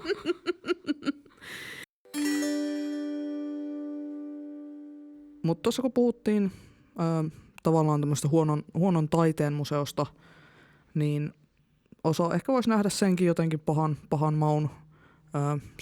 pahan maun sisältyväksi, mutta on näitä muitakin museoita, jotka tämmöisiä reaktioita voivat herättää. Joo, muun muassa Telegramissakin useampaan otteeseen mainittu Islannin Fallosmuseo sijaitsee Reykjavikissa ja kyseisestä museosta löytyy maailman suurin kokoelma peniksiä tai niiden osia ja kokoelmaan mahtuu reilusti yli 300 penistä yli 100 eri nisäkäslajilta. Siinä on varsin jännittävä asia, mistä tehdään museo ja varsin kuuluisa. Erittäin kuuluisa. Tämän museonhan on perustanut eläköityn opettaja Sigurdur Hjartarson. Hän on kertonut saaneensa idean perustamiseen jo 70-luvulla. Ja hänellä oli vuonna 1997 jo 63 erilaista pennistä kattava kokoelma, jota hänet kutsuttiin esittelemään Reykjavikissa. Ja tästä on tämä museo saanut alkunsa. Joo, ja vaikka tämä on eläinten lisääntymisosista lähtenyt liikkeelle, niin siellä nykyisesti museossa on esillä myös ihmisten peniksiä. Ja museo on saanut yhteydenottoja henkilöiltä, jotka haluaisivat lahjoittaa omansa museon kokoelmiinsa kuolemansa jälkeen. sinne on muutama näin onnistunut tekemään, mutta ilmeisesti ei siellä olla vähän valikoimia, että miten tässä toimitaan. Ja en mä tiedä oikein. Tämä vetää vähän sanattomaksi, että Joo, wow. Joo, täytyy myös huomata, että siellä ei ole pelkästään näitä niin kuin pieniksiä, vaan siellä on myös siis esillä fallistista taidetta ja käsitöitä, kuten Sannien kivispussista valmistettuja lampuparistimia. Ja museon yhteydessä on siis myös kahvila, jos niin kuin nesteytystä haluaa nauttia. Kyllä, siinä on kyllä museo. Mulla herää kysymyksiä myös, että miten ihmeessä tämä museo sai alkunsa siitä, että tällä miehellä oli jo kokoelma. Miten tähän päädytään? Mä en itse asiassa ehkä välttämättä halua tietää. Ehkä semmoinen niinku, mä nyt mietin, se voisi olla silleen, että hän on ehkä niinku biologiasta kiinnostunut ja sitten niinku erityisesti miesten alkeasta. Se voisi olla niinku silleen, haluaisin uskoa, että se on niinku näinkin looginen ja näinkin lainausmerkeissä ehkä vieton halu. Sinänsähän eihän siinä ole mitään väärää, että kysymyshän on siis biologiasta. Niin. Nämä on ehkä niin kuin sellainen asia, mistä sit harvemmin on puhetta, mutta kyllä tämä on varmasti kuitenkin jonkun graduaihe liittyy tähän. Tämä on kuitenkin tärkeää infoa jollekulle ja kaikki info on jotenkin tärkeää taltioitavaa, niin no miksei tämäkin, että en nyt tiedä, että en nyt osaa sanoa, että onko tällä suurta kulttuuriperinnöllistä arvoa, jos tämä museo palaisi. No niin. Mut toivottavasti ei, koska onhan tämä toisaalta siis aivan siis ainutlaatuinen. Tällaista ei taida olla muualla maailmassa. Mutta en mä tiedä sitten toisaalta, jos vertaa just vaikka niihin Napolissa ainakin on jossain museossa tämmöinen huone, missä on just näitä etruskien taidetta, mikä on hyvin tavallaan seksuaalisuuteen liittyvää tai seksuaalisuuden historiaan liittyvää matskua, niin siitä ainakin varmasti aika monta gradua tai muuta opinnäytettä on jo olemassa, eiköhän muutama väitöskin varmaan tehty, että onhan tämä tavallaan semmoinen teema, mikä on hyvin pitkään ihmisiä kiinnostanut muodossa tai toisessa. Joo, mutta tämä museo näyttää olevan itse asiassa niin kuin varsin isohko. Tämä ei tunnu olevan vaan semmoinen, tiedätkö, kaveri on pistänyt kokoelman pystyyn ja pistänyt asiat lasivitriineihin, vaan että tässä on niin kuin aika ainutlaatuisiakin niin kuin näyttelykappaleita. Esimerkiksi tämmöinen osa niin kuin Valaalta, mikä on siis, se on jälleen kerran asia, mitä ikinä pääsisi näkemään luonnossa todennäköisesti. Mm-hmm. Että siis toisaalta aika ainutlaatuista. Kyllä mä haluaisin lähteä katsoa, koska niin kun, siis mitään hittoa ei ole kyllä missään muualla. Eikä tule kyllä katsottua silleen, niin kuin, että minusta on mielenkiintoista, löytyisiköhän Googlesta kuvia. No, harrastuksessa tietysti kullakin, mutta eikö tämä ollut myös innoittanut jotakuta henkilöä tämä? Kyllä. Ei ehkä nyt pelkästään tämmöisen googlailun merkeissä, vaan ihan asiallisemminkin. Kyllä. Meinaan 2017 Florence Schechter kuuli museosta ja hän sitten päätti vastapainoksi perustaa Lontooseen Vagina-museon. Ja Vagina-museon on määritellyt tehtäväkseen muun muassa naisten lisääntymiselimistöön liittyvien stigmojen poistamisen ja kävijöiden valistamisen niin kuin gynekologiasta ja terveydestä.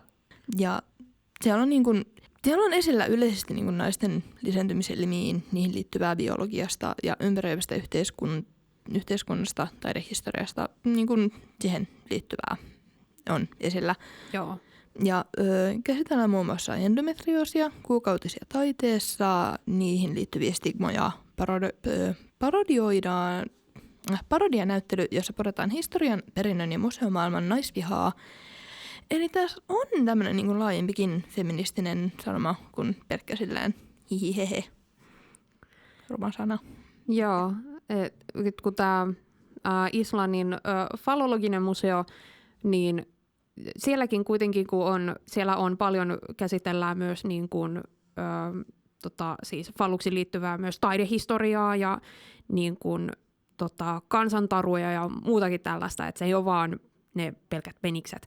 Niin tässäkin museossa on suurempi tämmöinen, erityisesti tässä museossa, Lontoon museossa on suurempi tämmöinen yhteiskunnallinen painoperiaate, että siellä on näytillä ihan siis näitä niin kuin, ihan niin kuin sisäelimiä, että ne on säilytty ja pistetty esille, mutta sinänsä se on kieltämättä, siinä on vähemmän ehkä semmoinen, että haha, hihi ulottuvuus ja enemmän sellainen, että tämä on semmoinen realiteetti, mistä turhan moni ihminen ei tiedä ja niiden pitäisi tietää, kuten esimerkiksi tämä endometrioosia käsittelevä näyttely. Jep, ja se mitä mä oon lukenut, katsonut, nähnyt videoita, että siellä on niin kuin myös, ne vähentää, nyt vähennä, mutta siis siellä on myös muun muassa iltamia, jossa muun muassa maalataan alaston malleja ja se on siistiä, se on hienoa, että pystyy niin kuin silleen niin kuin kunnioittavassa tilassa naisia jänee. Mä en tiedä, mitä mä yritän selittää. Jos ei tiedä, mitä selittää, niin eiköhän kuunnella musiikkia.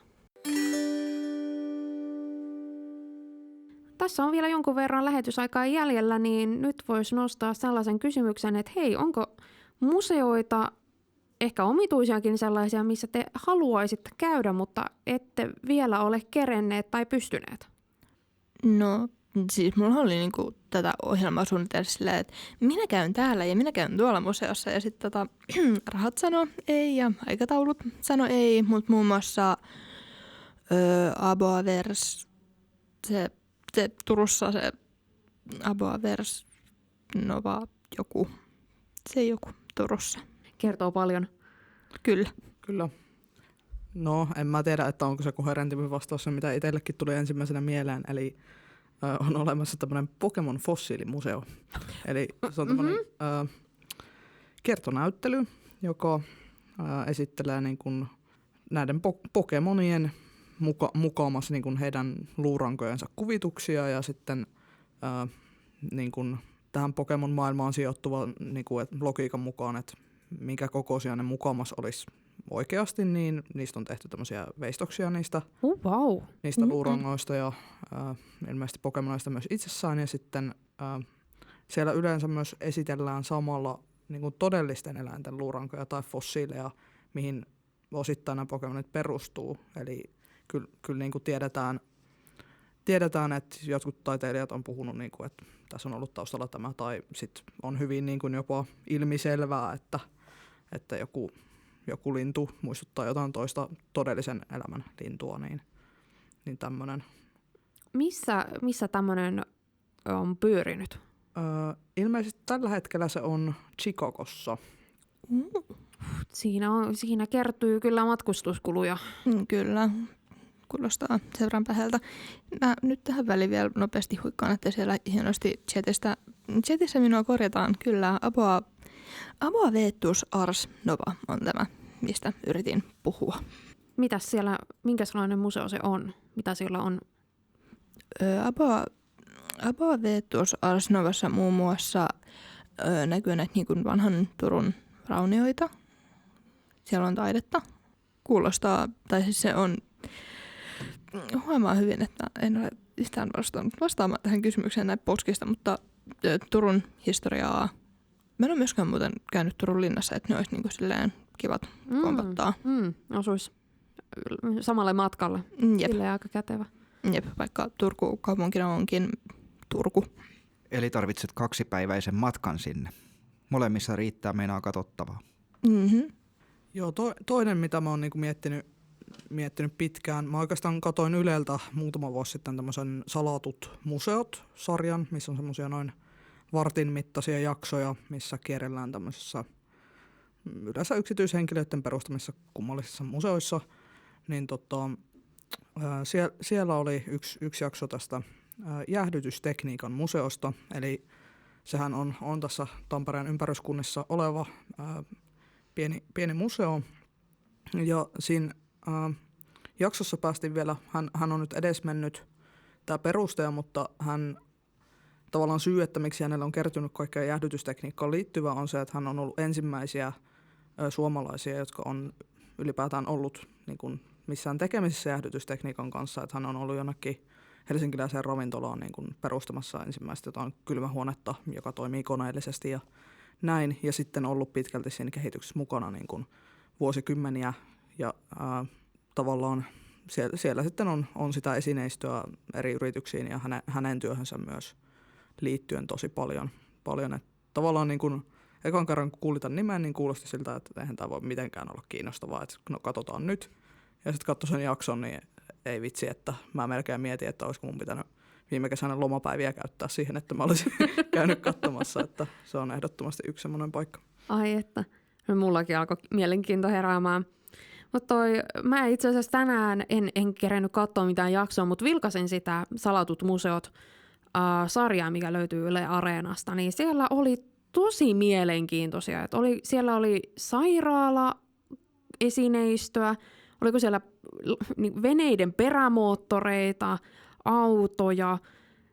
Se taisi olla itse asiassa se, mistä vedin ohjelman alkupuolella jonkun muovipussiesimerkin, koska siellä taisi olla myös Suomen suurin kokoelma muovipusseja. Kyllä. Ihmiset on kerännyt kaikenlaista, mutta siis aika makeeta. Pitää ne mennä käymään. Siinä on monta museota, mitä kiertää.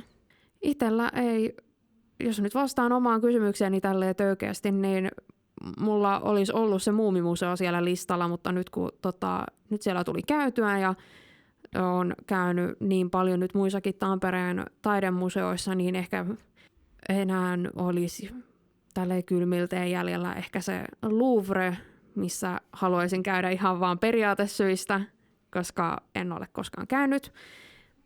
Ja nyt sitten tässä lähetyksessä tämä esille tullut Reykjavikin Fallusmuseo, niin se, mitä enemmän sitä nyt jäi ajattelemaan, niin se premissi on niin järjettömän kummallinen, että mä haluan mennä sinne. Ja se on kuulemma tosi hauska, niin kuin mielenkiintoinen paikka, että se on oikeasti tosi informatiivinen ja niin kuin hyvin rakennettu, tehty kokonaisuus, että se ei ole vaan semmoinen haha, hihi, huhu, hasujuttu, vaan että siinä on ihan ajatustakin siinäkin aiheessa. Joo, jos mä nyt nopeasti saan nimetä toisen, mikä tässä ohjelman aikana, niin itsellä ei ehkä se Fallusmuseo, mutta se Vaginamuseo sen sijaan. Se olisi, kieltämättä sekin olisi kyllä niin kuin semmoinen mukava vastapaino. Se olisi mielenkiintoinen. Ja mua kiinnostaa tosiaan, että miten siinä käsitellään naiseuden yhteiskuntahistoriaa nyt tälleen.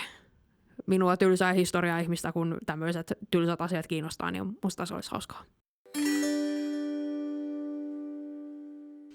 No niin, ja tervetuloa takaisin oudoimpien museoiden iltaan. Ajattelin kertoa tällaisesta näyttelystä. Se oli kiertävä näyttely. Jossain galleriassa tai siis tilassa kävin aikoinaan katsomassa sen 15 vuotta sitten. Mutta kuitenkin se oli erittäin mielenkiintoinen. Esillä oli dildoja ja vibraattoreita. Ja tämä näyttely oli tehty erittäin niin kuin, minua mielenkiintoisella, niin kuin kiinnostavalla tavalla, että siellä oli kerrottu hyvin paljon historiaa siitä, että kuka julkaisi tämän laitteen ja mitä kaikkea tähän on liittynyt taustalle. Lisäksi siinä oli esitelty joistain vibroistakin, että tässä oli näin paljon epäkeskomassaa ja värinänopeuksia ja kaikkea hauskaa sellaista mielenkiintoista asiaa. Ja se oli hyvin mielenkiintoinen näyttelyn silloin 15 vuotta sitten. Joo, tuo kyllä kuulostaa semmoiselta teekkarille erittäin sopivalta tavalla käsitellä tämmöisiä aiheita, että kerrotaan tämmöistä teknistä speksiä sinne. Niin. No, nämä itse asiassa ei ole kerännyt katoamaan minnekään, että siis Wikipediassa esimerkiksi on tällainen sivu kuin List of Sex Museums, eli siis seksi ja seksuaalisuus nyt ovat ihmishistorian ehkä vanhimpia aiheita. On erinäisiä eroottisia museoita ja eroottisen taiteen museoita, ja Prahassa on sitten tällainen Sex Machines Museum, eli SMM, missä siis on kerätty nimenmukaisia välineitä. Ja he itse mainostavat, että tämä on maailman ainut museo, joka on niin kuin omistettu vain ja pelkästään seksilaitteistoon. Että näin he markkinoivat itseänsä. Ja heidän kokoelmansa tosin sisältävät myös, eivät vaan niin kuin motorisoituja leluja, vaan myös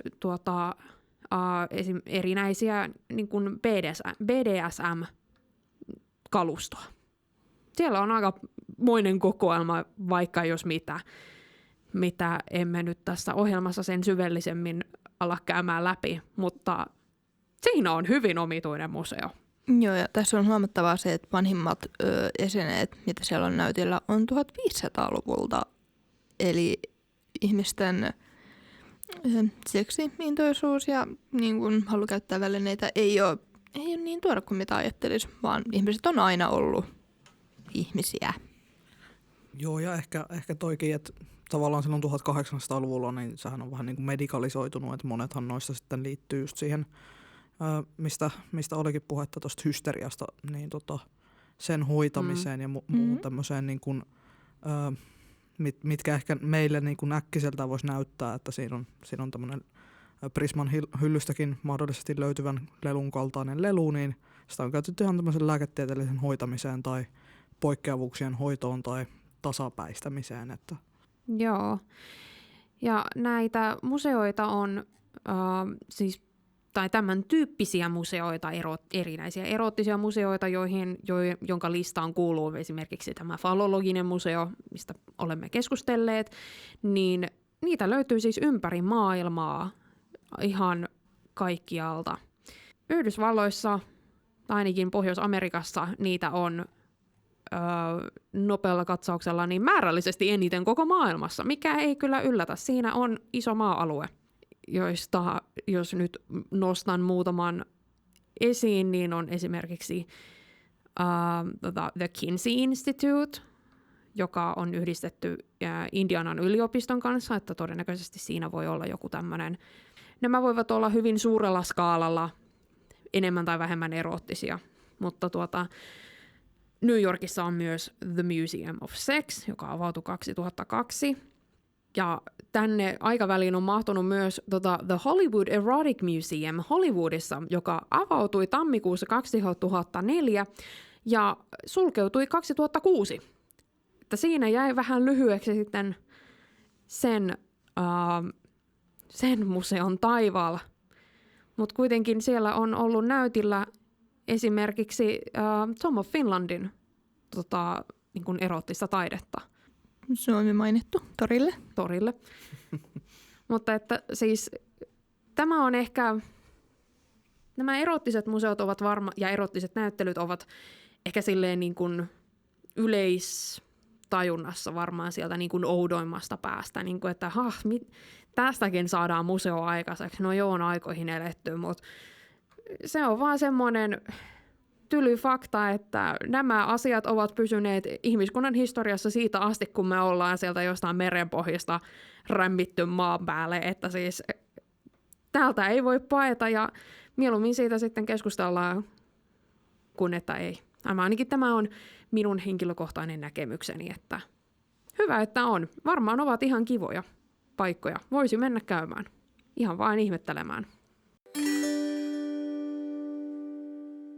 Ohjelma tosiaan on piakkoin päättymässä, mutta voitaisiin tässä loppumetreillä vielä palautella mieleen. Eli ihan alussa me keskusteltiin siitä, että mikä oikeastaan on museo ja joskus on esitetty tämmöistä, että onko Eurooppa-museo, etenkin verrattuna siihen, että miten nuorilta kaikki tämmöiset museokohteet ja historialliset kohteet Amerikoissa, ainakin tämmöinen niin sanottu valkoisen historia tuntuu. Toisaalta myös, että onko nämä kulttuuriperintökohteet, onko ne museoita, että missä vaiheessa ne muuttuu museoiksi, niin se on kanssa aika monipolvinen kysymys. Että onko se Hämeenlinnan museo, koska siellä on vitriineissä tavaraa näytillä, niin kuin esineistöä, jotka on sinne netisti kauniisti laitettu ja infotaulut sivussa, vai onko se kiva linna, minne mennään ihmettelemään, että vau, hieno linna? No kun se, mitä mä itse nyt tässä pohdin, se, että niin kun, mikä tekee museosta museona, on kulttuuriperintökohteet museoita.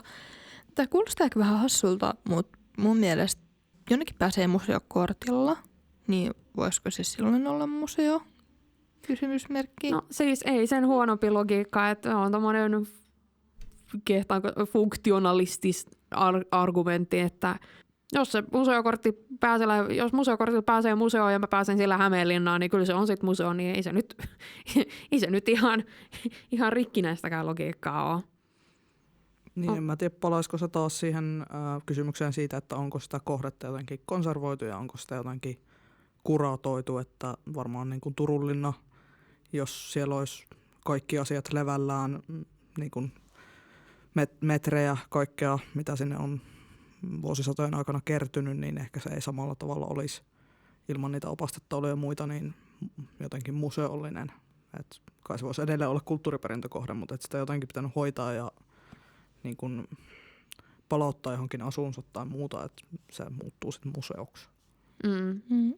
Siinä pitää olla kyllä joku semmoinen järjestelmällisyys. Et mulla on vähän semmoinen fiilinki, että Euroopassa on ehkä vähän turhan paljon sodittu niistä kulttuuriperintökohteiden ja niiden ympäristössä, että tämä nyt voi, jos Eurooppa on museo, niin se on hyvin huono sellainen. Mitä jos Eurooppa on vaan kokoelma museoita? Museoista. Siinä on hyvä kysymys. Onko museo? Kai se tietyllä tavalla on että enemmän viittasin, että onko museo, joka on museo, missä on esillä museoita, niin kuin museoista. Museo. Onko tällaista? Niin. Niin museohistoria ja on kuitenkin muuttunut tässä ajan saatossa, että ei ole nyt ihan modernissa asussa vaan ilmestynyt maailmaa kuitenkin. Mutta en tiedä, voi olla vähän vaikeaa yrittää mahduttaa museoon monta museota. Se voi kyllä olla, mutta ehkä tämmöinen kohde jossain on.